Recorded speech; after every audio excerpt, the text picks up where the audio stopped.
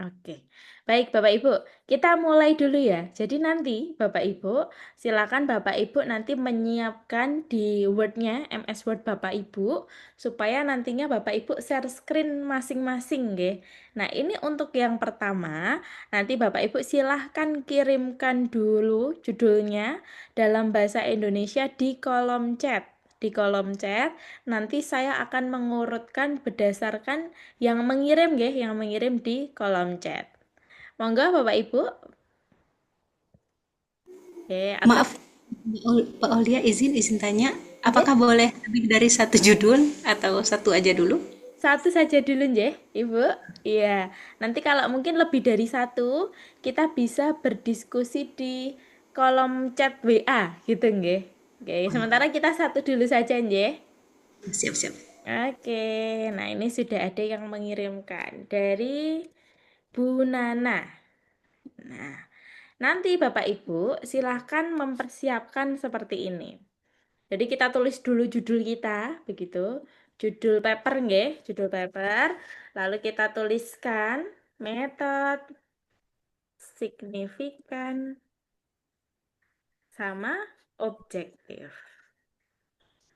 Nah, yang terakhir itu objektif. Jadi, oke.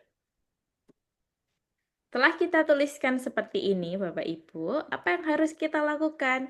Yang harus kita lakukan adalah membreakdown judulnya, Bapak Ibu. Apakah ketiganya ini sudah terpenuhi atau belum? Nah, tadi yang pertama, metode. Metode itu adalah terkait temuan, gitu ya. Terkait temuannya Bapak Ibu. Atau bisa juga terkait novelty-nya Bapak Ibu. Nah, di sini di tempatnya Ibu Nana, nggih, Ya. tempatnya Ibu Nana begitu. Di sini novelty-nya itu adalah model manajemen Strategis. strategis. Ya. Gitu. Jadi kita tempatkan metode itu sebagai kontribusi. Gitu. Kontribusinya apa? Kita tuliskan. Hmm. Baru setelah itu signifikan. Signifikan itu adalah dampaknya, Bapak Ibu. Dampaknya, nggih. Di sini dampaknya itu adalah untuk memprediksi. Jadi, untuk signifikan itu tidak harus selamanya untuk meningkatkan, untuk menurunkan, bisa juga untuk memprediksi atau untuk menentukan, untuk menilai. Jadi akan sangat variatif Bapak Ibu signifikan. Akan sangat luas, nanti kita tentukan berdasarkan judulnya Bapak Ibu. Oke. Jadi dampaknya itu adalah untuk memprediksi. Objektif ini adalah objeknya. Siapa yang kemudian terkena dampak ini? Nah, yang terkena dampak itu adalah keputusan pendidikan generasi Z di era transformasi di kita. Kita pas tekan gitu. Jadi secara judul begitu, secara komponen judul Ibu Nana ini sudah memenuhi ketiga komponen metode signifikan objektif. Jadi sudah masuk ke judul yang e-catching. Kalau sudah oke, nanti yang perlu Bapak Ibu ingat, MSO atau metode signifikan objektif itu letaknya boleh diubah-ubah. Nah, misalkan mau signifikan yang di depan, boleh memprediksi keputusan pendidikan Gen Z di era transformasi digital melalui model manajemen strategis. Itu boleh. Kalau mau objektifnya yang di depan juga silahkan. Begitu ya. Jadi tidak harus urutannya metode signifikan objektif. Boleh dirubah-rubah. Nah, kalau di sini misalkan tergantung pada Bapak Ibu mau menjual apa sih? Mau menjual metode, maka metodenya diletakkan di depan. Kalau mau menjual signifikan, maka signifikannya letakkan di depan. Jadi tinggal apa yang mau Bapak Ibu jual. Gitu. Nah, setelah kita breakdown, baru kita buat yang namanya keyword. Keyword. Cara termudah membuat keyword Bapak Ibu, kita breakdown dari judulnya. Nah, ini judulnya di copy, lalu kita pastekan. Ya, pastekan. Yang pertama, kita cari dulu dari awal kalimat, model manajemen. Nah, ini kan bisa kita jadikan keyword. Kita berikan koma. Hmm. Itu. Lalu strategis. Oh, kok kurang cocok gitu ya. Strategisnya ini apa sih arahnya? Nah, misalkan Bapak Ibu ingin menambahkan kata manajemen di depan ya. Manajemen strategis, boleh. Kita berikan koma. Jadi di breakdown Bapak Ibu. Kemudian di sini ada kata untuk memprediksi. Ini kan kalimatnya tidak jelas, gitu. Jadi kita hapus saja kalimat-kalimat yang sekiranya tidak jelas, kita hapus. Lalu kita coba baca lagi. Keputusan pendidikan.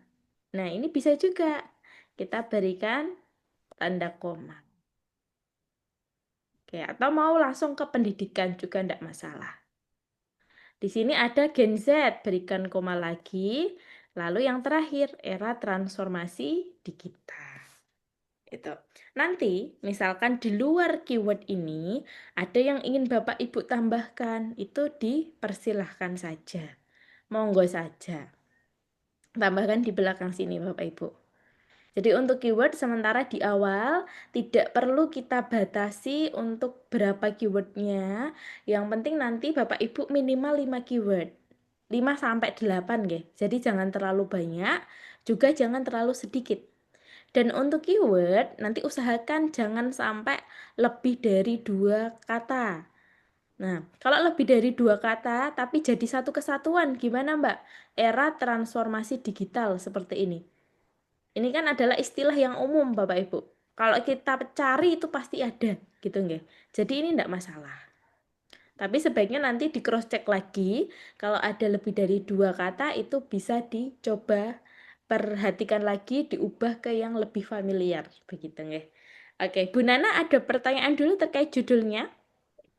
Sudah Hmm? jelas. Terima Jelas ya kasih. Ibu ya? Itu, Jadi sorry, itu kalau misalnya memang harus keywordnya harus pakai judul itu ya. Nggak bisa dengan kata lain itu nggak ya. Harus berpatokan pada judul itu gitu ya. bukan harus Ibu, tapi itu cara termudah membuat keywordnya. Nah, Oh, gitu. iya, nanti bisa kalau Ibu mau menambahkan keyword yang lainnya di belakang sini. Tidak masalah Dan nih. maksimal 6 ya. Maksimal nanti 5 sampai 8 aja, maksimal Oh, 8. boleh ya. Nggih. Iya, Ini oke. iya. Nanti Bapak Ibu kenapa kok kita buat dari judul? Karena itu paling mudah. Tapi Hmm, nanti di akhir di pertemuan keenam itu kan kita sudah ke jurnal tujuan. Nah, ya. di jurnal tujuan itu nanti ada keyword, ada aturan keywordnya. Kalau sudah ketemu nih aturan keywordnya, baru kita sesuaikan. Oh, aturannya harus 5, maka tinggal kita hapus. Begitu aja Ibu Nana? Iya, terima kasih. Oke, sami-sami. Baik, ada yang raise hand? Ini Pak Fatwa. Ya, Nggih, suara saya bagaimana kedengaran? Bapak? Suara saya kedengaran? Terdengar, terdengar dengan jelas. Ya, saya tadi terlambat juga masuk. Intinya malam ini belajar terkait membuat judul dan keyword ya. Betul, betul Pak Fatwa. Hmm. Ah, saya belum kebayang, tapi Mm-mm. saya ingin mengangkat apa jurnal saya itu terkait dengan ah, ada dua nih intinya ya. Mm-mm. Mungkin dampak dari coaching atau Mm-mm. dampak dari hipnoterapi. Hipnoterapi mungkin di mental health issue gitu ya. Hmm. Nah, jadi dampak coaching ini terhadap mungkin performance di perusahaan Astra gitu ya, atau di perusahaan atau di UMKM gitu. Nah, mungkin meningkatkan productivity atau performance. Nah, itu gimana baiknya merangkainya? Oke, Nje, ini terkait judul ya, Bapak ya. Ya, Mohon izin Bapak Fatwa, di sini nanti saya urutkan nggih berdasarkan yang sudah ya. mengirimkan di kolom chat ya. Nanti saya tetap bahas Bapak, mohon izin ya, Bapak ya. Oh, oke. Oke, Hmm, siap. Oke, Bapak Ibu yang baru bergabung, selamat datang. Mohon izin judulnya atau rancangan atau perkiraan itu boleh dikirim di kolom chat. Nanti saya urutkan berdasarkan yang tercepat ya yang mengirim di chat. Oke, di sini ada Ibu Aulia Fikriarini ini, sama ini namanya Ibu. Oke, Ibu, apakah bisa on mic, open mic? Beliau Ya, lagi Kak. izin tuh. Oke, bagaimana Ibu Nana? Izin karena dalam perjalanan. Oh, nje, enggak apa-apa Ibu. Hati-hati Ada di jalan, tulisannya. nje. Ya, Iya, nanti saya menyusul, Kak. Waalaikumsalam. Bagaimana Ibu? Nanti saya menyusul. Oke, saya izin Ya, melewati ya, Ibu iya ya. betul, betul. Oke, sekarang ada Ibu Fitri Yusnidar. Ibu Fitri? Iya, siap, siap. Oke, boleh di-share screen langsung ya, Ibu.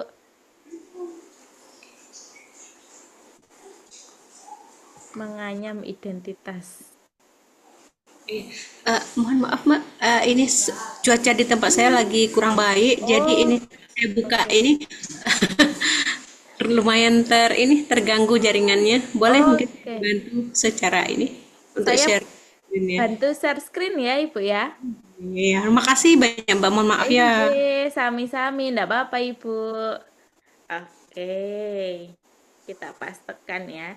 Menganyam identitas. Nah, ini peran penenun perempuan dalam membangun kesetaraan gender di Lombok Timur. Ini sudah bagus sekali, Bu. Oke, kita tuliskan ya. Kita tetap breakdown Bapak Ibu supaya lebih paham ya bagaimana penulisan judul, signifikan, sama objektif.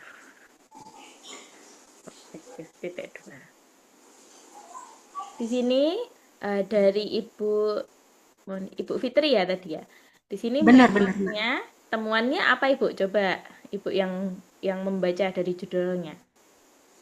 Iya, Temuan. kalau Mm-mm.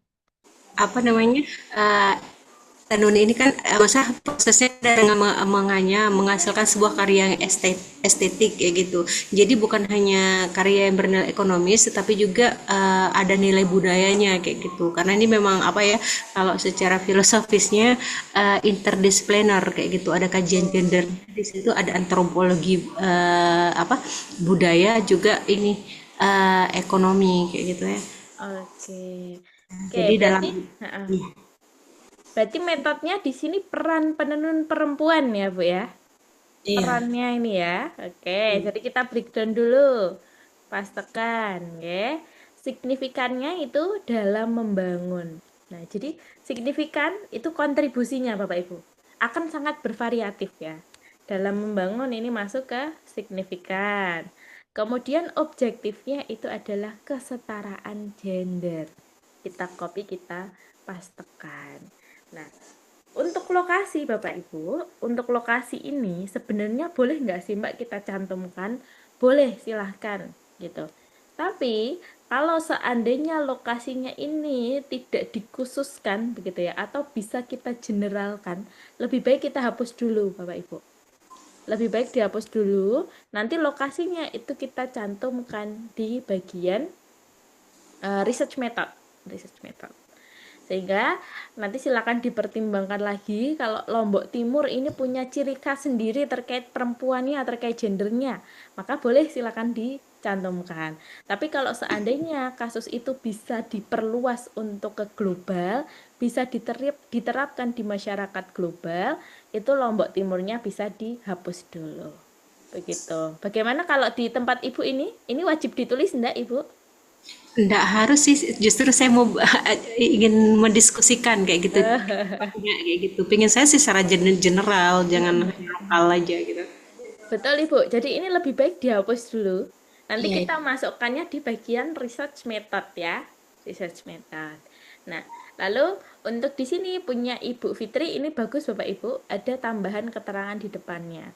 Menganyam identitas. Boleh juga seperti ini. Jadi ini masuknya ke keterangan tambahan nggih, keterangan tambahan. Oke. Baru setelah itu kita masukkan keywordnya. Keyword sama, kita copy dulu dari judul. Copy, lalu kita pastekan. Oke, baru kita berikan tanda koma. Menganyam identitas, ini misal kita hapus dulu ya, kita hapus karena nanti akan kemungkinan nih susah nih untuk keywordnya, pencarian referensinya. Kita hapus. Peran penenun, the role of ini ya penenun gitu ya, bisa nggak? Bisa kalau ada, kalau enggak perannya boleh dihapus. Langsung kita tulis penenun perempuan. Nah, penenun perempuan dalam membangun kita hapus, masuk ke kesetaraan gender, koma. Misalkan tadi membahas terkait ekonomik ya, Bu ya. Ekonomi ya, Bu ya. Ibu Fitri. Iya benar. Ekonomi. Benar benar benar. Nah, ekonomi terus ada terkait budaya. Nah, itu boleh di Sosial ekonomi mungkin. sosial ekonomi. Sosial ekonomi. Lalu ada lagi yang cocok mungkin Ibu di dalam papernya. Identitas budaya. Nah, boleh itu dimasukkan. Identitas budaya. Nanti kalau ada lagi, boleh dimasukkan lagi, Ibu. Sementara dari judul itu ada ini keempat ini, gitu ya. Nanti tambahkan lagi sampai kurang lebih Pemberdayaan 5. perempuan gitu ya. Bisa. Gimana, Ibu? Pemberdayaan perempuan. Nah, boleh sekali pemberdayaan perempuan. Oke, nanti kalau ada lagi boleh ditambahkan lagi. Batasnya sampai berapa Mbak kalau keyword ini? Sementara di awal maksimal 8 ya Bapak Ibu. Maksimal 8 saja. Tidak usah terlalu banyak, juga jangan terlalu sedikit. Karena kembali lagi fungsi keyword itu ada 2. Ya. Yang pertama itu nantinya akan menuntun Bapak Ibu dalam mencari referensi terbaik. Tuh, fungsi yang pertama. Fungsi yang kedua, keyword itu ketika Bapak Ibu publish paper, gitu ya, publish paper, nantinya orang lain itu akan mudah mensitasi papernya Bapak Ibu. Karena mereka akan mencari berdasarkan keyword-keyword ini. Ini bisa dipahami, Ibu? Bisa ya? Ya bisa. Oke, siap. Judulnya sudah sangat bagus, Ibu. Nanti tinggal keywordnya dicatat ya. Dan Bapak Ibu kalau menginggriskan mudah sekali ya. Ini pekerjaan tuyul. Tinggal di blok, lalu klik kanan, pilih translate. Nah ini, translate. Oke, pastikan bahasanya Indonesia sama English. Baru kita insert. Selesai. Oke, gitu nggih. Jadi pekerjaan bahasa Inggris, pekerjaan mengkoreksi tulisan bahasa Inggris itu pekerjaan bodoh kalau kata Pak Jo ya. Jadi ibaratnya mudah sekali Bapak Ibu menyelesaikan. Oke, Bu Fitri ada pertanyaan lagi? Eh, maaf Mbak, apa ya? Saya berkonflik dengan diri sendiri. Apa ini maksudnya kita karena kan kayaknya tenun itu hanya ciri khas Indonesia ya. Berarti masa nggak harus ya, masa harus daerah mana kayak gitu. Berarti itu udah maksudnya apakah itu udah tercover gitu untuk kalau untuk skala Indonesianya atau gimana itu Mbak? Enggak apa-apa Ibu. Nanti tapi kalau Ibu misalkan nih kayak COVID-19 mau dibahas di daerah khusus gitu ya. Memang case-nya beda di daerah itu silakan dicantumkan. Tapi kalau lebih enaknya sih kita berikan secara global seperti ini. Karena kan nantinya orang itu akan, oh ini membahas terkait gender equality gitu ya. Apalagi di role woman ininya penenunnya gitu. Oke oke oke. Heeh. Iya, Nanti mantap. kita tegaskan di research method Ibu. Oke oke oke siap siap siap. Oke. Sip ya Ibu ya, mantap ya. Mantap Oke, mantap. siap. Terima kasih Ibu. Ya, selanjutnya ini ada Ibu Neni. Ibu Neni atau Bapak Neni nih? Ibu Neni apakah bisa share screen? Ya, Oh, enggak. Ibu bisa share screen? nggak bisa. Share screen. Atau mau saya bantu Ibu? Iya, dibantu aja, Mbak. Oke, sebentar enggak. Saya copy dulu judulnya.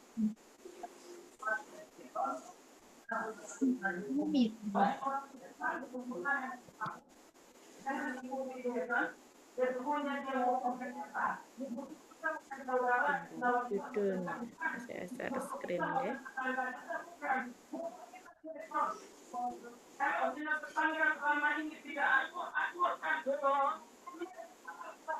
Oke. Nah, kita breakdown lagi ya, Ibu ya. Kita izin MSO. Di sini metodenya itu adalah kemampuan berbahasa lisan ya. Temuannya Ibu itu kemampuan berbahasa lisan. Kemudian signifikannya ini peningkatan. Peningkatan. Oke, kita pastikan dulu. Jadi kita tetap breakdown dulu Bapak Ibu. Supaya tahu kira-kira benar nggak sih judul kita itu ada ketiga komponennya. Yang ketiga objektifnya itu permainan gambar berbicara. Nah, baru setelah itu kita rangkai. Misalkan kalau dari judul ibu ini kan signifikannya yang kita letakkan di depan, gitu ya. Lalu mau kita letakkan yang di depan metodenya, boleh, gitu ya. Kita tuliskan efektivitas. Misalkan kita mau menambahkan kata efektivitas, kemampuan berbahasa lisan dalam meningkatkan permainan gambar berbicara. Nah, ini boleh seperti ini. Nanti silakan nanti Ibu mau memilih judul yang pertama, ini sudah mencakup ketiga komponen atau mau yang kedua. Gitu. Tinggal yang mau dijual Ibu itu sebenarnya yang mana? Yang metodkah atau yang signifikankah? Oke, Ibu Neni bisa diterima dari judulnya? Ya, jadi efektivitas kemampuan berbahasa lisan dalam meningkatkan permainan gambar berbicara. Iya. Nanti sebenarnya dari judul, sebenarnya dari judul Ibu ini juga sudah bagus begitu. Tapi tinggal Ibu mau menjual kemampuan berbahasa lisannya dulu atau mau menjual peningkatannya dulu. Cuman letaknya aja yang berbeda Ibu. Kemampuan bahasa lisannya dulu Bu yang diekspos. Iya, berarti kan pakai yang ini, kemampuan berbahasa lisan gitu kan, yang kita letakkan di depan. Hanya saja kita tambahkan kata efektivitas. Gitu. Oke, baru nanti setelah itu di breakdown ke keyword. Titik 2, kita pastekan judul kita. Pastekan, baru kita breakdown. Oke, misalkan yang pertama, kemampuan berbahasa lisan. Ini mau dijadikan satu boleh, atau misalkan kemampuan berbahasa dulu. Atau ini jadi satu kesatuan Ibu dalam lingkup keilmuannya. Iya. Satu kesatuan ya, kemampuan berbahasa lisan. Ya, kemampuan bahasa lisan. Ya. Lalu yang kedua dalam meningkatkan ini kan nggak jelas, kita hapus saja. Kemudian permainan gambar berbicara ini juga jadi satu cakupan ya, koma. Ya. Nanti kalau misal mau di breakdown permainan koma gambar berbicara boleh. Kalau tambah anak usia dininya Mbak, gimana? Boleh anak usia dini. Anak usia dini. Ada lagi Ibu? Taman kanak-kanak bisa enggak? Taman kanak-kanak. Nanti mungkin akan Datanya sedikit diambil sulit TK. ya. Karena kan kalau di Indonesia itu mungkin ada, tapi di luar negeri kan belum tentu ada ya Bu ya. Oke, jadi kita cari yang umum. Umum aja ya, Kan sekolah internasional. anak atau apa gitu boleh. Kindergarten gitu ya? Ya, betul. Jadi kita memang mencari istilah yang familiar di Scopus, Bapak Ibu. Jadi kita coba bayang-bayang dulu paper-paper yang sebelumnya Bapak Ibu sudah gali, itu kira-kira istilahnya apa sih gitu. Nah, itu kita coba cantumkan. Oke, Ibu ada pertanyaan dulu? Kata boleh, kemampuan bahasa lisan. Kemampuan bahasa lisan boleh? Ini mau dirubah ya? Boleh gini? Atau langsung bahasa lisan saja. Tadi kan keterangannya boleh 2 kata ya? Atau Ya, lebih baik seperti itu. ya, Lebih baik bahasa lisan. bahasa Nah, lisan ya. aja. Karena Khawatirnya besok ketika pencarian referensi itu akan sulit gitu. Jadi kita ya, coba ya. dua kata. Langsung bahasa lisan, permainan, kan playing ya. Terus gambar berbicara, apa speak apa ya? Nanti Picture. kita tinggal gini aja Ibu, klik kanan, Ya. translate gitu kan. Translate tinggal di replace. Selesai. Nah, gini. Oke, spoken language use in picture, childhood, children's school. Cool. Nanti boleh diperbaiki sedikit-sedikit gitu, silahkan saja, nggih Ibu. Mohon maaf Mbak Aul, boleh sekali lagi mungkin di spill yang ke atas, pingin mau coba simpan mau screen. Oh, boleh. Ini saya nanti kirimkan ke grup, enggak apa-apa Ibu kalau mau. Oh gitu. Iya. Nih. Fotoin biar baca. Oke. Oh, ini ada rekaman ya, Mbak? Bisa Ada. di-share nanti? Anjay, ada di-share nanti. Iya, takut lupa aku. Jadi, Oke, siap Ibu. Makasih banyak Mbak. Siap. terima kasih, Pak. Aman nggih? Aman, Oke, aman, aman. Lanjut. siap. Kita lanjutkan ya. Kita lanjutkan ke Bapak Servin, perancangan model. Bapak Servin, apakah bisa untuk share screen? Bapak Servin? Halo Bu, boleh dibantu Bu karena saya pakai device tape kurang maksimal kayaknya. Oke, siap Pak. Kita coba bantu share screen ya.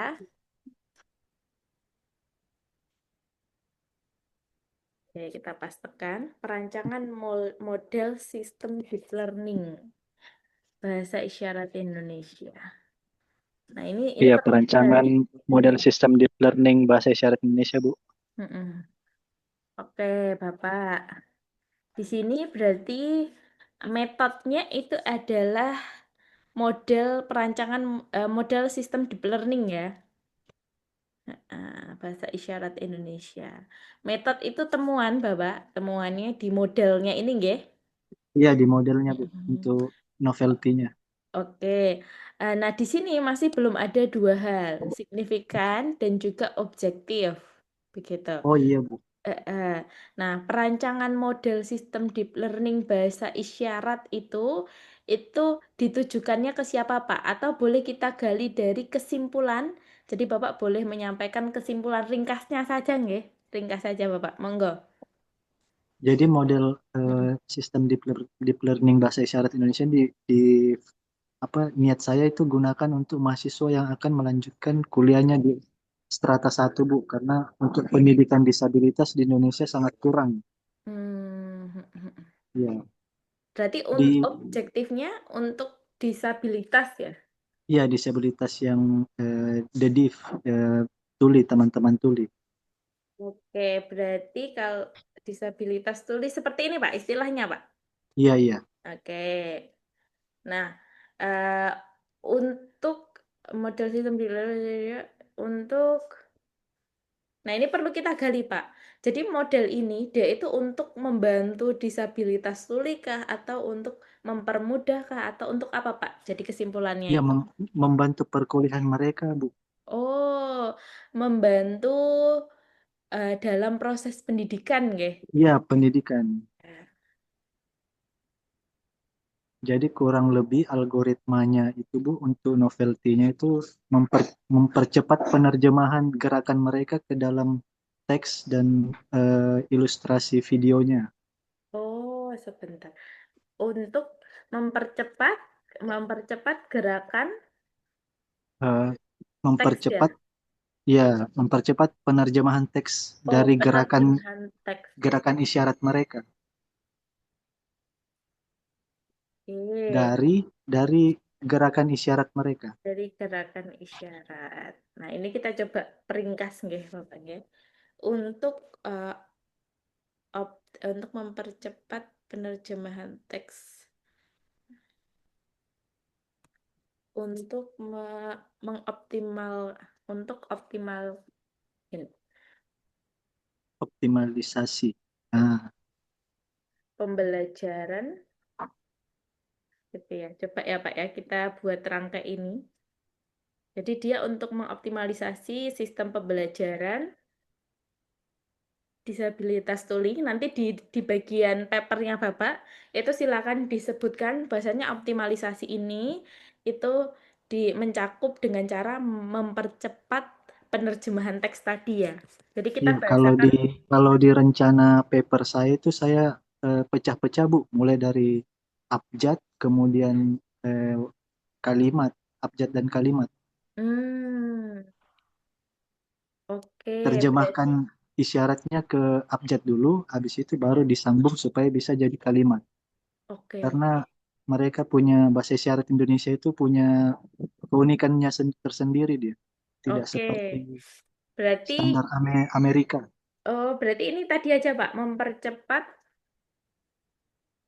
Ya, pener- proses itu penerjemahan.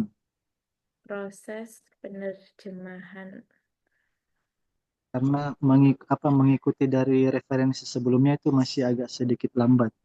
Oke, berarti Dari nanti gini aja, roadmap Pak. roadmap. Oke, berarti nanti gini aja, optimalisasi model sistem deep learning bahasa isyarat.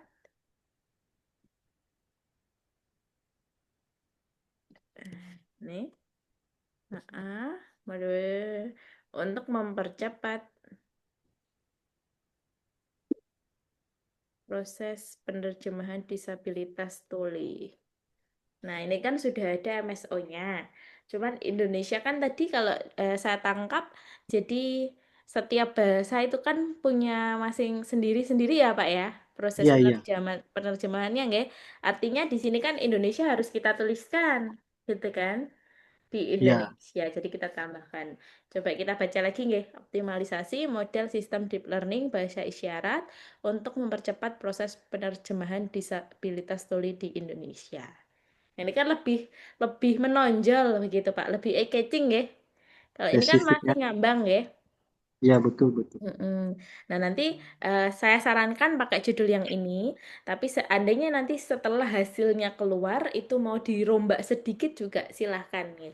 Jadi Bapak Ibu judul ini bisa berubah seiring dengan hasil risetnya Bapak Ibu. Ya. Begitu. Tapi menurut Ibu boleh bertanya, Bu, Boleh boleh. Bagaimana dari Bapak? idenya Ibu ini bisa dipecah keywordnya, Bu. Oh dipecah keyword. Keyword bisa sekali Bapak.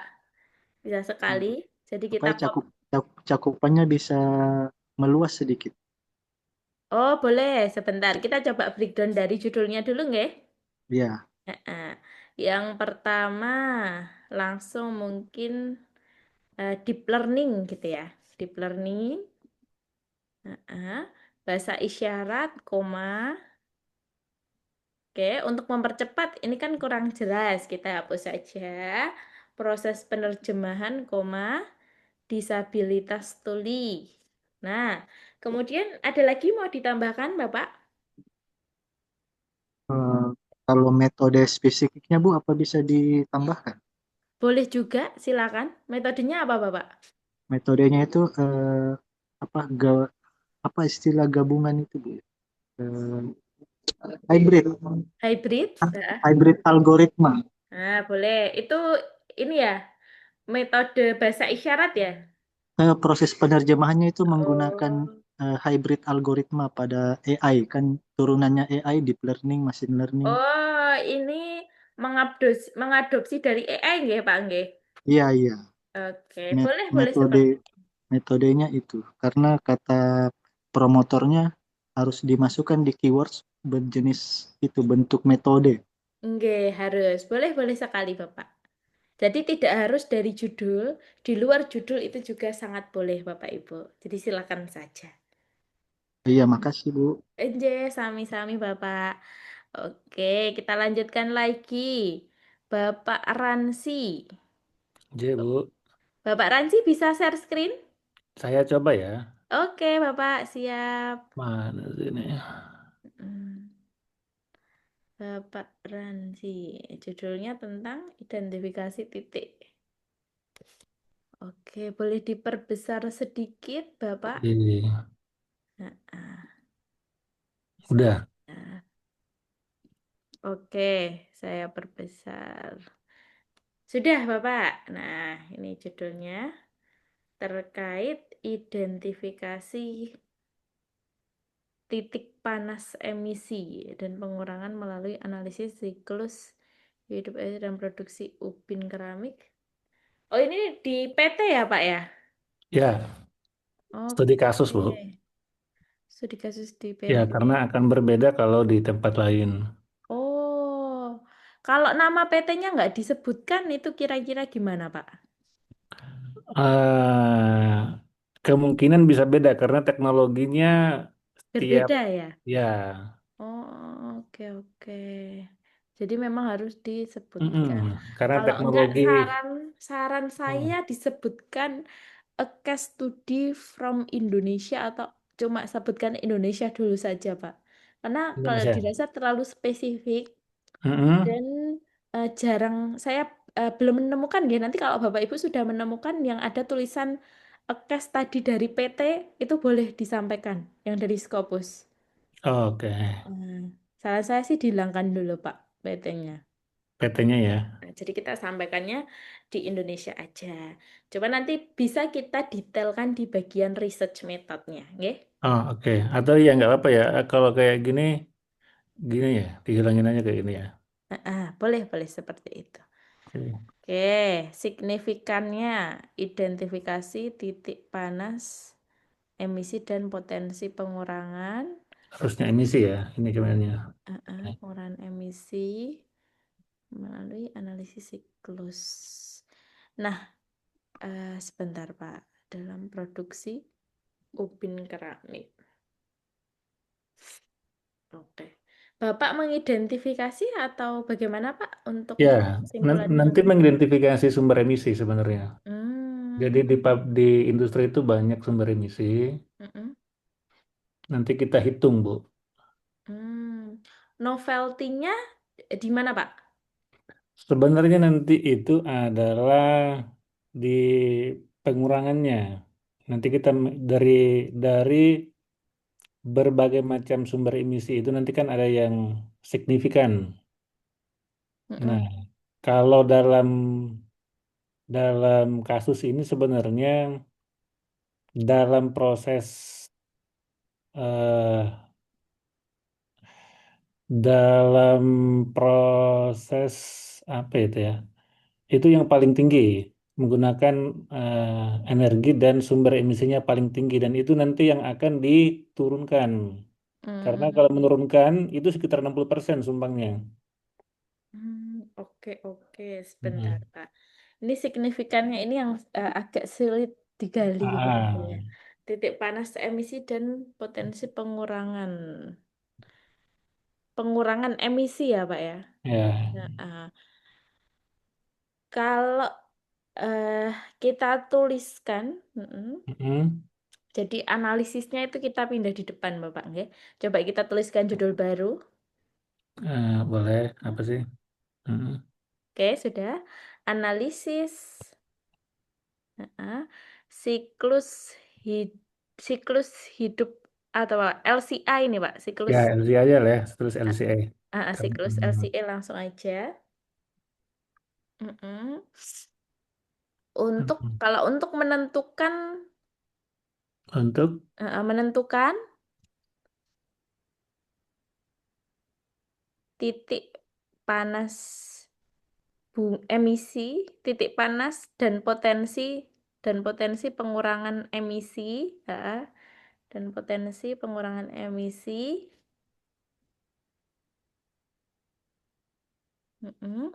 Produksi ubin keramik.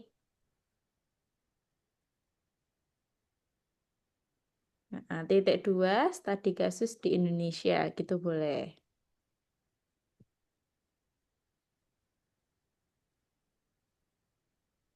Nah, kalau seperti ini bagaimana, Bapak? ya boleh Bu. Oke ya, jadi nanti signifikannya itu menentukan metodenya titik panas dan potensi pengurangan emisi, Mm-mm. kemudian objektifnya itu produksi ubin keramik. Ini Mm. ya, Pak Ya. ya. Jadi Oke, lebih jelas, nggih. oke, Mm-mm. oke. Baru setelah itu Bapak breakdown keyword. Keywordnya. Ah, keyword. Oke, sudah ditulis ya. Titik Oke. panas emisi, pengurangan emisi, LCA, produksi ubin keramik, boleh. Nanti kalau mau ditambahkan Mm-mm. lagi, misalkan terkait environmental impact atau terkait yang lainnya juga silahkan. Oke, Ini sudah bagus, Bapak? Mm-mm. oke, oke, Nggih. Nanti boleh digali lagi keywordnya, nggih. oke, Keywordnya. ya. Oke, ada Dan pertanyaan Pak Ransi? mungkin sementara ini Bu, cukup. Cukup ya? Ya, Oke, terima kasih ya, Bapak. ya. Terima kasih. Oke, selanjutnya Bapak Dwi Jo. Bapak bisa share screen atau perlu saya bantu? Enggak aja, nggak apa-apa. Oh, Mbak enggak Aul. apa-apa Bapak. Kalau Bapak enggak apa-apa. Enggak, aku juga kendala sih. Oh, terkendala. Oke. Hmm. Sebentar. Cuman Di, judulnya aku agak ganti ya, Mbak, karena ini spontan aja. Ha-ha. Bapak Ibu ini sudah nampak Jadi, MS Word-nya? yang ini ya. Sudah Mbak Aul. Sudah? Oke. Sudah. Sudah bergerak ya ini saya. Bergerak Mbak Aul. Oke, siap. Terima Udah, kasih, ya, ya, ya. Bu. Ya. Oke. Kita breakdown ya, Bapak Ibu. M, Ya. S, O. Oke. Metodenya. Metodenya ini social prescribing ya, Pak ya? Ya, social prescribing. Oke. Ah, ini kita copy sampai sini. Kebijakan informal. Lalu objektifnya kalau yang saya lihat ini Pak, layanan kesehatan mental. Ya, Objektif layanan kesehatan atau mental non klinis, Mbak. gimana Bapak? Layanan kesehatan mental non klinis. Oke, ini kita masukkan ya Pak ya. Objektif Ya, nggih. Atau yang terkena dampaknya. Non klinis. ya. Ini oke. Perkotaannya dihilangkan, Mbak. Perkataannya dihilangkan. Siap. Ya.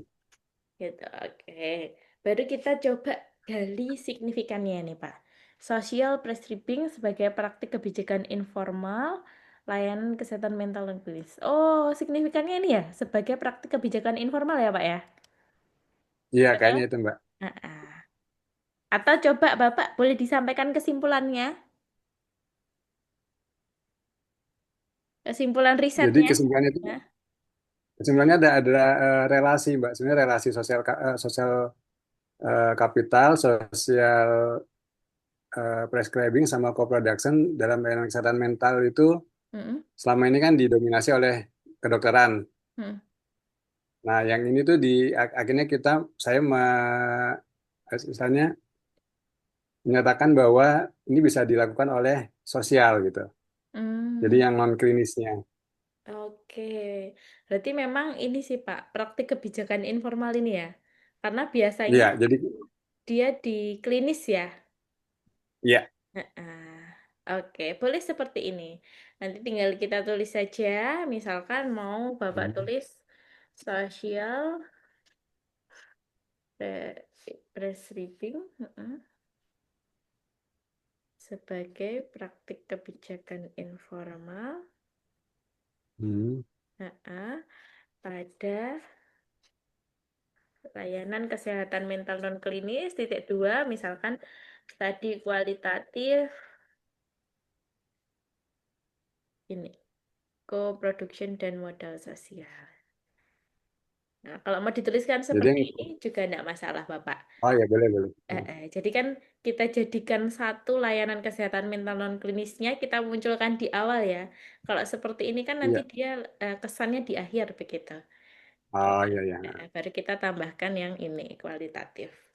Kemudian Hmm. kita breakdown ke keyword. Ya. Keyword. Oke, kita pastekan dari judul, Hmm. paste, baru di breakdown. Yang pertama, social Ya. prescribing. Prescribing. Nah, Ya. lalu yang kedua, kebijakan Kebijakan informal. ya. Boleh. Lalu ada Eh, kesehatan mental, nggak kesehatan apa-apa. mental non klinis. Kesehatan mental non klinis Non itu jadi klinis. satu, Pak. Ya jadi satu.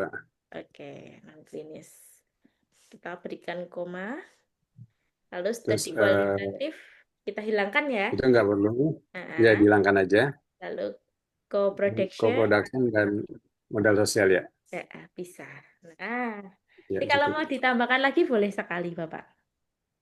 Oh Ya, ya. ada pertanyaan dulu, Bapak? Ya sementara sih ini sih cukup. Oke, siap, Bapak. Terima kasih, nggih. Makasih Bang. Nje, sami-sami. Oke, selanjutnya Ibu Fatwa. Ibu Fatwa? Oh, Bapak Fatwa. Mohon Bukan izin, Bapak. ibu, Iya. bapak. Bapak boleh share screen? Share screen. Atau saya bantu? Share screennya pakai apa? Word. Boleh pakai Word. Nggih. Coaching ya, Pak ya. Coaching sebagai strategi pengembangan SDM. Nah, ini juga sudah bagus ini dari judul Bapak. Gimana? Saya tadi belum buat ininya. Judulnya. Oke, pastekan judulnya Bapak. Ya, Nah, dari kolom chat aja. Heeh. sorry.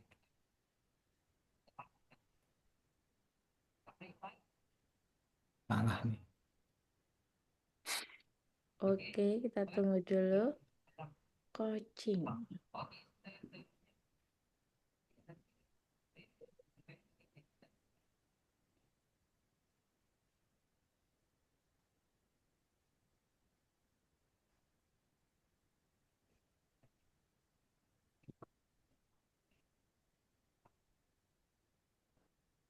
Oke, bisa Bapak atau perlu saya bantu? Boleh dibantu dulu. Oke, saya bantu nggih. Hmm. Nah, nanti Bapak Ibu kalau ada judul yang kedua, boleh dicoba di breakdown dulu, dipraktekkan apa yang sudah kita lakukan malam hari ini ya. Dipraktekkan, nanti kalau ada pertanyaan boleh silahkan. Nah, kita pastekan judul Bapak. Paste, coaching sebagai strategi pengembangan SDM.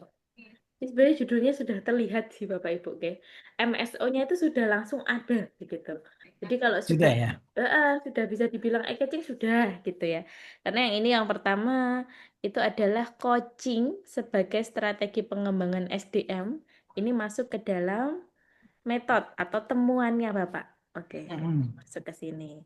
Kemudian signifikannya itu adalah untuk meningkatkan. Nah, atau kontribusinya, signifikan itu kontribusi untuk meningkatkan. Apa yang ditingkatkan? Yang ditingkatkan adalah kinerja karyawan Gen Z. Ini masuk ke dalam objektif. Sudah selesai. Jadi secara komponen judul Bapak ini sudah eye-catching, sudah nyulek moto gitu kalau kata Pak Jo ya. Kalau kata Pak Jo seperti itu. Baru nanti kita breakdown ke keywordnya. Kita copy judulnya. Ya. Lalu kita pastekan. Nah, baru kita breakdown. Coaching, koma. Lalu kita berikan lagi strategi pengembangan boleh atau langsung ke pengembangan SDM. Koma. Kemudian meningkatkan. Ini kan nggak jelas kan, Bapak? Kita hapus Mm-mm. saja. Kinerja karyawan, koma. Lalu Gen Z yang terakhir. Nah, nanti kalau ada di luar ini mau ditambahkan juga silahkan. Oke, ada pertanyaan Hmm. dulu, Bapak? Ada satu lagi Mm-mm. sebentar. Sebenarnya tadi tuh saya sempat coba buat buat ini ya beberapa alternatif judul. Mm-mm. Namun tadi saya khawatir tidak apa ya, nggak menguasai gitu ya. Mm-mm. Karena tadi sebentar biar saya kopas ya. Oke, silahkan, Bapak. Terkait judul yang sama, nggih, Bapak? Iya iya iya. Oke. Nah, nah, ini tadi nih. Tadinya mau lebih spesifik tapi saya takut ada kendala karena kan kita pengen cepat juga ya Heeh. menerbitkannya gitu. Oke. Nah, cuma setelah menyimak tadi udah saya share ya di grup apa di Kolom chat. kolom chat. Oke. Coba kalau ini coaching sebagai intervensi strategi SDM pengaruhnya terhadap kinerja karyawan melalui modal modal psikologis dan keterikatan kerja di asta internasional. Nah, Oh. modal psikologis ini kan saya nggak tahu arahnya nanti kemana nih. Ini memang pakai ChatGPT tadi ya, saya coba ya.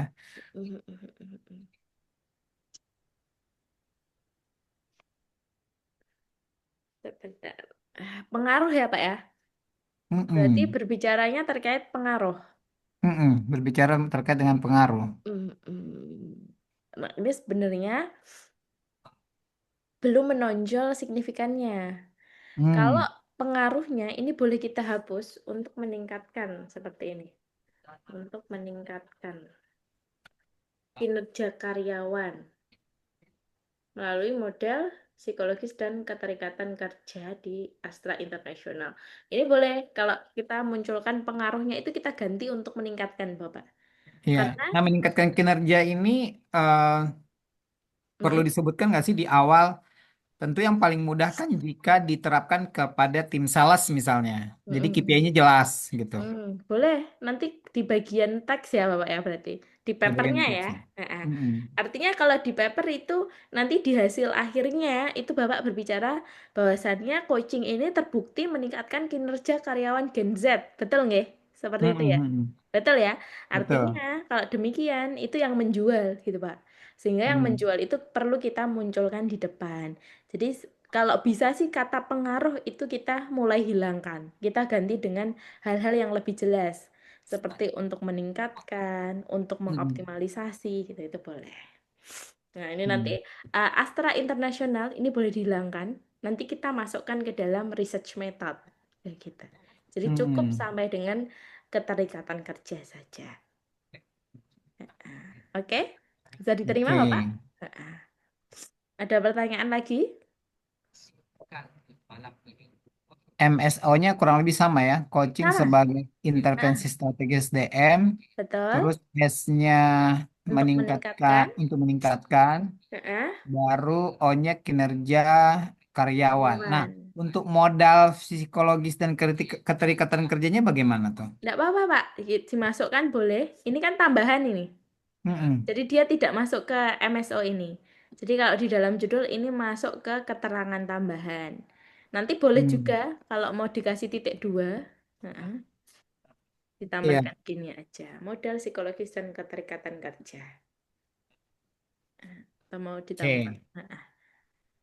Jadi cukup tuliskan yang sekiranya jelas ya Bapak ya. Jangan ada kata pengaruh lagi. Gitu. Mulai itu terlalu ini ya, jadul ya. Terlalu kurang disukai para editor jurnal. Hmm. Tapi kalau misalkan memang di paper Bapak Ibu itu hanya berbicara pengaruh, maka silahkan pengaruh. Tapi ketika hasil risetnya itu sudah menunjukkan kata meningkatkan, menurunkan, mengoptimalkan, itu Bapak Ibu saya sarankan cantumkan saja. Karena kalau enggak, kata pengaruh itu kebanyakan di reject, Bapak. Karena enggak jelas judulnya. Nah, kalau ini kita kan pertama bikin jurnal nih, tapi jurnal ini juga pengen saya dorong dan lanjutkan nanti jadi tesis gitu. Itu gimana? Oh, kalau tesis boleh, tapi tesis itu kembali judulnya ke dalam dosen pembimbing ya kalau tesis Bapak Ibu. Boleh nggak Mm-mm. kita pakai judul ini? Boleh, silahkan Bapak Ibu. Cuman kan kalau tesis kan kembali lagi ke pembimbing. Nah, khusus Betul, tapi kalau misalnya respon jurnalnya bagus, mungkin jadi nilai jual sendiri kali ya. Betul nggak sih? betul, betul sekali. Nah, di jurnal ini kan nanti kita sampai diajarin juga nggak? Kan coaching ini lebih ke arah kayak jasa gitu ya. Nah, Mm-mm. meningkatkan motivasi karyawan. Mm. Tapi untuk meningkatkan performance ini mengkuantitatifkannya ya. Nah, itu eh, kayak ada istilahnya SPSS segala macam gitu. Itu diajarin nggak di sini? Oh, kalau untuk olah data kami belum ini Pak, belum masuk ke materi webinar kami karena Hmm. memang penulis webinar ini khusus sebenarnya untuk menulis. Jadi sudah ada hasil risetnya, di sini kita tinggal menulis, begitu. Nah, Jadi, kalau misalnya hasil risetnya bukan kita yang melakukan, tapi diambil dari tadi ya, kan kata kunci ya, kita ambil dari jurnal-jurnal yang lain, itu gimana? oh Bapak belum, Bapak arah risetnya itu mau research artikel atau analisis paper, semacam review Sebenarnya sih paper. pengen analisis ini, eh apa namanya tadi yang pertama? Bukan analisis paper. Research artikel. Ah, Oke, kalau research artikel itu kan berarti Bapak sudah ada hasil dari tempat di lapangannya Bapak, hasil lapangan, gitu ah, kan? ah. Hasil lapangan itu Bapak olah data dulu, baru nanti untuk pencarian referensi itu tetap kita praktekkan. Jadi pencarian referensi itu tetap ada, tapi Bapak olah SPSS-nya itu secara pribadi nggih. Karena dari kami Oh, memang belum ada di kurikulum materi webinarnya. Gitu.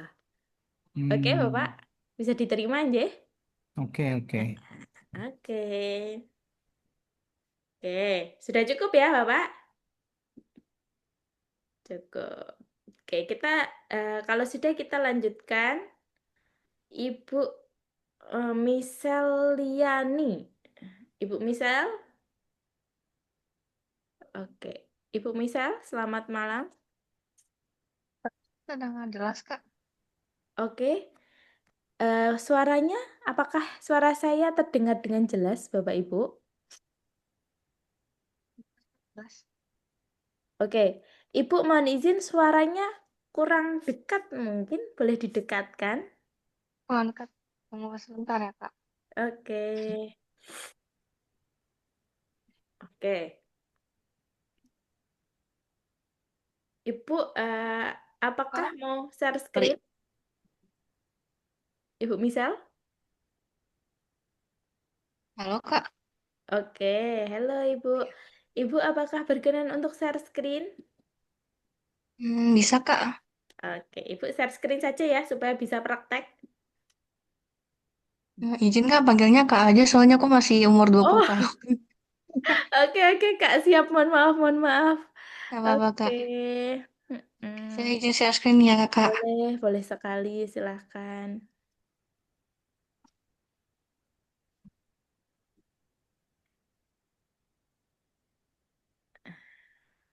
From what it is sentience. Ini boleh kita translate to Indonesia dulu mungkin, karena saya Oh, Indonesianya jongkok sekali ya, Bapak Ibu. Jadi tinggal di blok aja, oh ya, oke. di blok saja. Oke, Kak, di blok, klik kanan, translate to Indonesia. Oke, kemudian sudah muncul, klik kanan. Oke, Udah, Kak, wait. oke. From property. Oh, ini bidangnya hukum ya, Kak ya?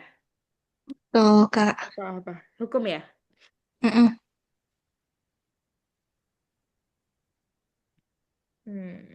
Dari ke makhluk hidup analisis komparatif, aktivisme yudisial untuk kepribadian hewan. Oh, ini studi kasus di beberapa negara ya? Iya, betul, Kak. Oke. Hmm, Sebentar. Dari properti ke makhluk hidup ini sepertinya agak kurang cocok ya. Ah, signifikannya, metodenya, temuannya apa, Kak? Temuannya dulu. Jadi, di Indonesia kan sifatnya masih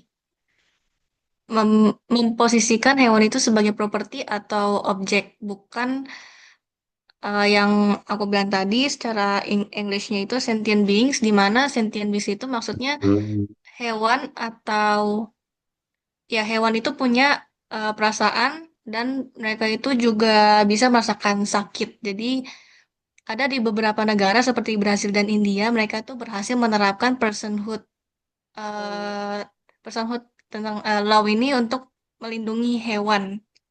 Jadi hewan itu eh, mereka lebih ke subjek hukum, Kak.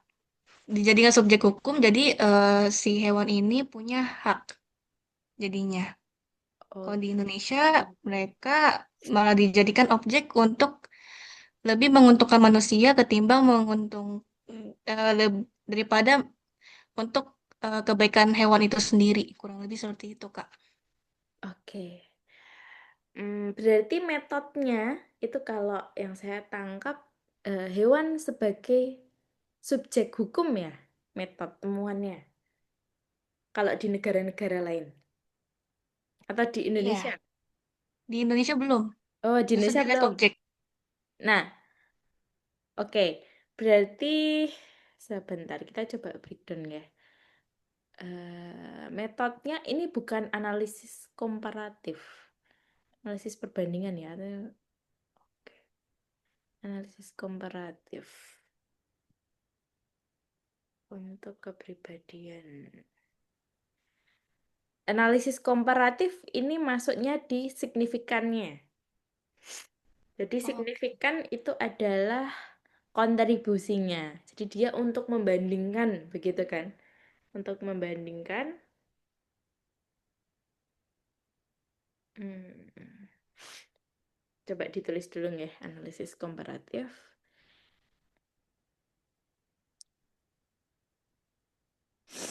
Lalu metodenya itu adalah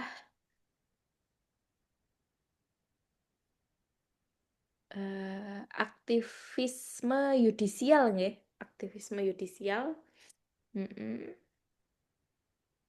Ya, objektifnya itu adalah hewan sebagai subjek hukum. Subjek hukum.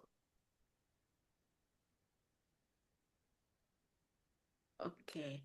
Kalau kita rubah gitu ya, kita masukkan kata merekonseptualisasi. Merekonseptualisasi, lalu kita masukkan objektifnya dulu, hewan sebagai subjek hukum.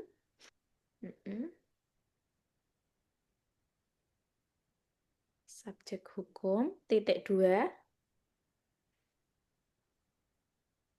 Titik 2. Studi perbandingan atau analisis komparatif boleh. Studi perbandingan, analisis komparatif, aktivisme yudisial. Jadi metodenya masuk di akhir, lalu kita masukkan di negara ini, di Brazil, India, Turki, dan Indonesia.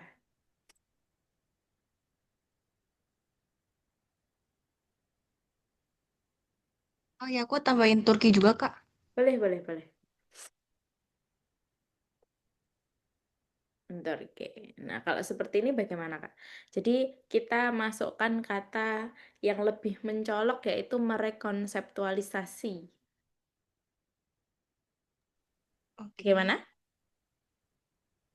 Merekonseptualisasi itu kayak gimana, Kak? Sorry. Mengkonseptualisasikan ulang. Jadi kalau di Indonesia itu kan hewan itu belum dijadikan sebagai subjek hukum. Artinya nanti di sini kita berbicara bahasanya rekonseptualisasi hewan itu sebagai subjek hukum. Jadi mulai diterapkan gitu. Oh iya. Nah, nanti kalau misalkan, soalnya yang pertama itu sebenarnya bagus, cuman kata dari properti ke makhluk hidup itu kurang, ibaratnya kurang menjual atau terlalu apa ya, terlalu berlebihan begitu ya. Orang lain kalau menangkap itu agak sedikit susah begitu, Kak. Bisa dipahami nggih? Jadi kalau orang awam itu akan melihat dari properti ke makhluk hidup itu maksudnya apa sih begitu. Sedangkan kalau kita berbicara tentang merekonseptualisasi hewan, itu kan orang-orang akan paham, oh ini tentang rekonseptualisasi. Bahwasanya hewan-hewan itu sebelumnya belum dijadikan sebagai subjek hukum. Begitu. Oke? Paham, paham, Kak. Masuk. Paham ya? Baru kata kunci kita coba tulis. Yang pertama, properti nggak masalah, kita bicara Oh, nggak properti masalah. nggak masalah. Kemudian makhluk hidup, oke. Hewan, subjek hukum, boleh dimasukkan.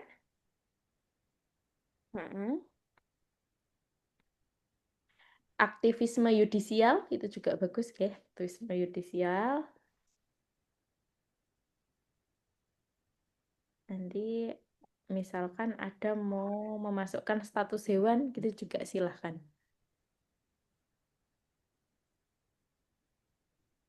Oke. Atau mau, atau apakah subjektivitas hukum, itu juga boleh. Subjektivitas hukum. Oh, sudah ya, subjektivitas. Udah ada, Kak. Oke, nanti boleh ditambahkan yang lain ya. Misalkan mau berbicara tentang hukum konstitusi atau yang lain juga silahkan. Oke, Kak, ada yang ditanyakan dulu? Cukup? Mau ada pertanyaan lebih lanjut lagi sih, Kak. Udah oke kok. Oke, oke. Nanti boleh kalau ada pertanyaan kita lanjutkan di ini ya, di chat WA ya kalau masih bingung ya. Oke, Kak. Oke, terima kasih, Kak. Kasih banyak, Kak Aulia. Oke, sami-sami. Oke, terakhir ini ada Ibu Aulia, sudah bisa share screen? Saya belum bisa share screen, tapi sudah nemu judulnya. Oh, Karena baru nyampe rumah. Maaf ya, Kak. siap, Bisa siap, siap. dibantu. Ibu Iya, siap. Saya bantu nggih kalau gitu. iya. Oke. Kita pastekan. Ini setting arsitektur ini ya Bu ya, kayaknya ya Bu ya. Atau apa? Kita coba ya. Translate ya Bapak Ibu ya. Translate. Nah, replace aja. Gampang Bapak Ibu. Oke, baru kita breakdown. M S O. Oke. Metodenya di sini objektifnya dulu deh. Objektifnya adalah suasana suci di ruang masjid ya, karena paling mudah gitu. Jadi kita coba breakdown dulu. Objektifnya di akhir. Di sini untuk membentuk ini bisa kita jadikan sebagai signifikan. Mm-mm. Nah, ini kehadiran arsitektur sebagai faktor kunci, begitu ya, Bu? Atau ada istilah lain untuk ini? Ibu Aulia? Kehadiran arsitektur tuh sebenarnya kalimatnya hanya polesan supaya dia lebih apa ya menarik gitu. Tapi sebenarnya hasil dari penelitian ini itu menemukan faktor-faktor kunci sebagai pembentuk suasana khusyuk karena khusyuk itu tidak ada di dalam bahasa Inggris, makanya saya membuatnya sebagai sacred atmosphere gitu. Secret Asmo. Iya. Nah ini kan metodenya dengan pengukuran lapangan dan menggunakan kuesioner gitu. Oh, Gitu. faktor Jadi kuncinya itu yang menonjol apa, Ibu? banyak karena ini temuan di awal karena sifatnya dia sebagai preference apa ya menemukan tempat terbaik ketika sholat itu di mana, terus faktor-faktor pembentuknya apa gitu. Oh, Jadi faktor kuncinya tuh kalau ditulis di dalam bahasa bahasa Inggris tadi kan key factors gitu. Jadi nanti hasilnya adalah beberapa kata apa eh, kunci faktor-faktor pembentuk gitu, faktor-faktor pembentuk suasana khusyuk di ruang masjid gitu. faktor-faktor pembentuk ya, Bu ya. Mm-mm. Berapa faktor kira-kira, Ibu? Waduh, bentar, Banyak. sebentar. Nah, ini Iya, penting. kan karena di awal kan, jadi karena kalau kalau disimpulkan tuh ada elemen fisik atau elemen non fisik misalnya kayak gitu. Hmm. Ibu bidangnya di arsitektur, Betul. berarti di bangunannya ya. Heeh. Ya di Berarti bangunannya, iya. ini kalau bisa sih Bu, nggih, kalau faktor kunci kan itu terlalu Mm-mm. banyak ya, terlalu banyak. Mm-mm. Nah, biasanya kalau ada banyak faktor, itu Mm-mm. bisa kita breakdown menjadi beberapa paper, justru. Nah, nanti Oh, Ibu oke. misalkan cari faktor kuncinya yang paling menonjol, satu dulu saja deh, satu dulu. Faktor kunci Hmm. yang paling menonjol, misalkan arsitektur kayu atau apa itu, gitu ya. Arsitektur kayu untuk membentuk suasana suci di ruang masjid gitu, atau boleh arsitektur bergaya Jawa kuno untuk membentuk suasana suci di ruang masjid. Nah, itu kan jadi satu poin, jadi nggak semua faktor kunci itu kita jabarkan dalam satu paper. Karena biasanya kalau kita sudah berbicara faktor, itu akan ada banyak sekali, ya Bapak Ibu, banyak sekali yang perlu kita jabarkan. Nah, kalau demikian, alangkah lebih baiknya kita coba breakdown ke beberapa paper. Gitu. Tapi kalau kembali lagi sih, kalau seandainya Mbak lah faktor itu harus jadi satu, semuanya memang harus dibahas dalam satu paper. Maka kalau seperti itu boleh kita tuliskan seperti ini. Kita. Gimana kalau Iya, punya Ibu maksudnya? karena itu nanti arahannya jadi bisa didetilkan lagi misalnya di paper berikutnya mana yang paling berpengaruh terhadap gitu. Jadi ini memang faktor apa ya, faktor-faktor yang baru dimunculkan gitu memang. Oh, jadi belum ada yang ini belum di riset ya Bu? Atau sudah di riset? Maksudnya sudah diriset atau belum diriset? Sudah dilakukan penelitiannya?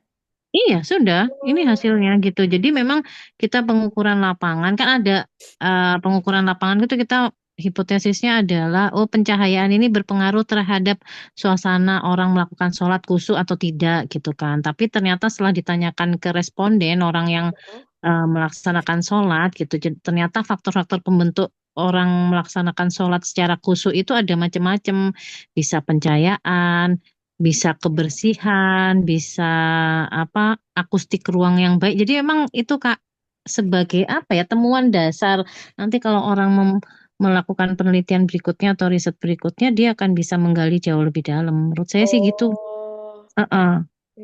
Bahkan nje. kualitas imam itu juga termasuk bacaannya ternyata itu berpengaruh kalau orang imamnya tuh tartilnya bagus, tajwidnya bagus, itu ternyata berpengaruh terhadap kesukaan orang misalnya kayak gitu. Nah, ini berdasarkan hasil dari jawaban masing-masing orang. Jadi preferensi gitu. Setiap Preferensi. orang kan berbeda gitu. Oke. Kalau kita, ini kan faktor kunci kan agak Heeh, kurang jelas ya, Bu. Faktor kunci apa heeh. gitu kan. Kalau kita tuliskan kehadiran arsitektur sebagai faktor kunci gitu, Ya boleh deh, boleh, boleh, boleh. jadi sebenarnya yang perlu kita cari itu di bagian metodenya ini, Bu. Belum terlalu menonjol, begitu ya. Nanti Mm, boleh eh, Ibu cross check lagi. Coba Oke. nanti barangkali ada yang bisa kita gali lagi gitu ya. Nah, Kalau misalnya faktornya diganti indikator, indikator kunci, boleh. ya, jadi ya, jadi indikator khusyuk gitu. Indikator khusyuk dalam ibadah masjid gitu. Dalam membentuk pengalaman spiritual misalnya kayak gitu. Untuk membentuk pengalaman spiritual ya. Iya. Ini nggak apa-apa, Ibu. Jadi yang penting kita tidak membuat bingung di bagian faktor kunci ini sih, Bu. Jadi kita perjelas dengan memang ini kita berbicara tentang arsitektur, gitu kan, sebagai indikator kunci untuk membentuk pengalaman spiritual di ruang masjid. Nah, nanti artinya di dalam paper Ibu itu boleh kalau membahas non spiritual, tapi nanti lebih kita tonjolkan di bagian arsitekturnya. Bisa diterima, Ibu? Ya. Bisa nggak? Iya, iya, iya. Oke, baru nanti keywordnya kita copy, pastekan. Heeh.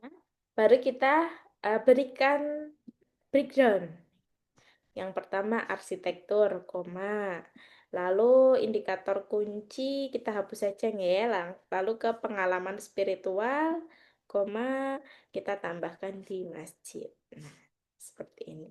Kalau di luar ini ada mau ditambahkan lagi, misalkan terkait non spiritual tadi, boleh. Kalau ada lagi nanti apa gitu, silahkan. Oke, ada pertanyaan dulu Ibu?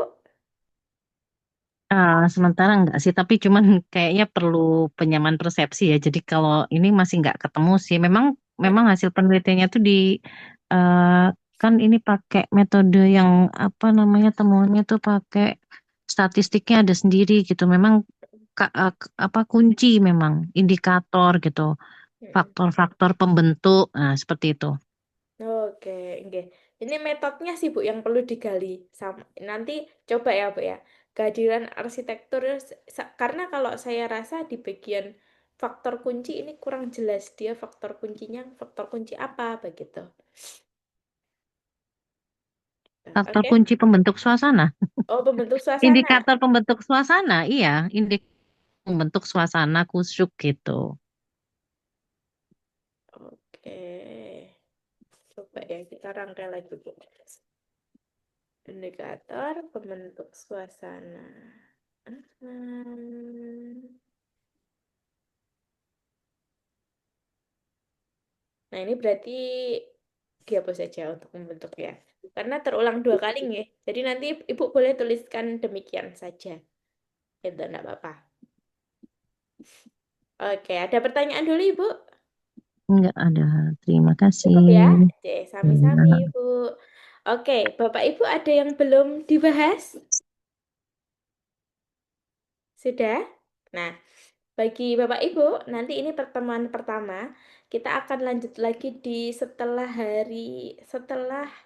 ini hari Senin, Selasa, Rabu. Berarti Rabu kita akan masuk ke pencarian referensi terbaik.